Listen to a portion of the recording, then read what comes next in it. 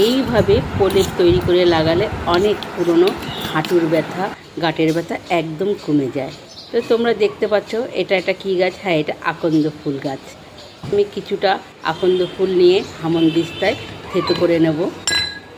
ভোলে বাবার অনেক পছন্দের ফুল আছে, তো এটাও একটা বাবার খুব গুরুত্বপূর্ণ পছন্দের ফুল।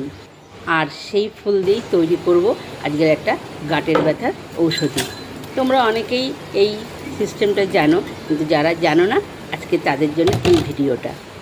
তো আমি থেতো করে দেখো রস বের করে নিয়েছি, তো অনেকটাই রস হয়েছে। এবার এই রসটার সাথে আমি কিছুটা হলুদ, কিছুটা লবণ আর একটু সামান্য তেল দিয়ে মিশ্রণটারে ভালো করে ফেটিয়ে নেব। তো এবারে চলো চুলাতে বসাতে হবে।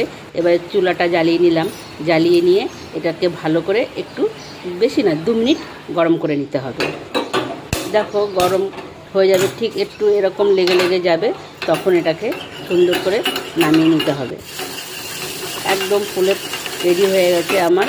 এবার এটাকে একটুখানি যতটা মানে সহ্য করা যায় ঠিক ততটাই উষ্ণ গরম গরম যেখানে ব্যথা সেই জায়গাটা সুন্দর করে এইভাবে দিয়ে দিতে হবে। দেখো তোমাদের আমি দেখিয়ে দিচ্ছি কীভাবে দিতে হবে।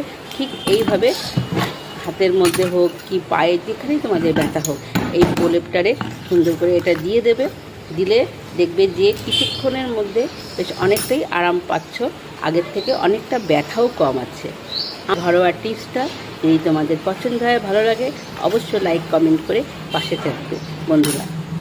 আর যে প্রলেপটুক থেকে যাবে ওটাকে পরে আবার একটু গরম করে করে যখনই লাগাবে একটু উষ্ণ গরম করে